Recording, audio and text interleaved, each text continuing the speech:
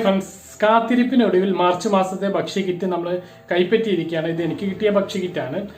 നേരത്തെ ഇത് 12-ാം തീയതി വിതരണം തുടങ്ങിയ സമയത്തൊരു ഭക്ഷ്യക്കിറ്റ് തുറന്ന് നോക്കിയിരുന്നു.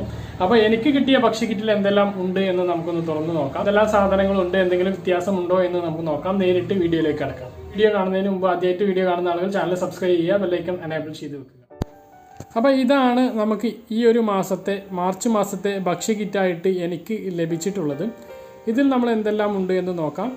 ഇതിലുള്ള സാധനങ്ങൾ ആദ്യം കിട്ടിയത് മുളക് പൊടി, പിന്നെ 1 കിലോ ചെറുപയർ, 1 കിലോ പഞ്ചസാര, 1/2 ലിറ്റർ വെളിച്ചെണ്ണ, 1/2 കിലോ ഉഴുന്ന്,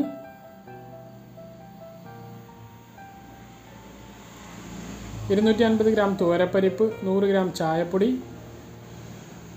1 കിലോ ഉപ്പ്,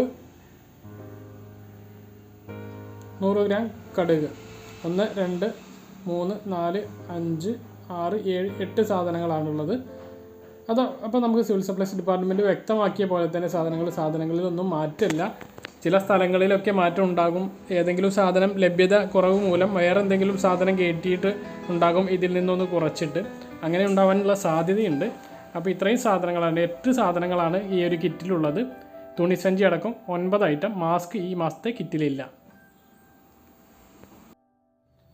ഇത്രയും സാധനങ്ങളാണ് ഈ ഒരു ഭക്ഷ്യക്കിറ്റിൽ ഉള്ളത്. മാർച്ച് മാസത്തെ ഭക്ഷ്യക്കിറ്റിന്റെ വിതരണം സജീവമായിട്ടുണ്ട്. അതോടൊപ്പം തന്നെ ഫെബ്രുവരി മാസത്തെ ഭക്ഷ്യക്കിറ്റിന്റെ വിതരണം തുടരുന്നുണ്ട്. ഇപ്പോൾ 2 ഭക്ഷ്യക്കിറ്റുകളാണ് ഫെബ്രുവരി മാസത്തെ ഭക്ഷ്യക്കിറ്റ് വാങ്ങാത്ത ആളുകൾക്ക് ലഭിക്കുന്നത്. ഈ വീഡിയോ ഇഷ്ടമായിട്ടുണ്ടെങ്കിൽ നിങ്ങളൊന്ന് ലൈക്ക് ചെയ്യുക, അതോടൊപ്പം തന്നെ ചാനൽ സബ്സ്ക്രൈബ് ചെയ്യുക. മറ്റൊരു വീഡിയോയുമായി നമുക്ക് വീണ്ടും കാണാം. അതുവരേക്കും.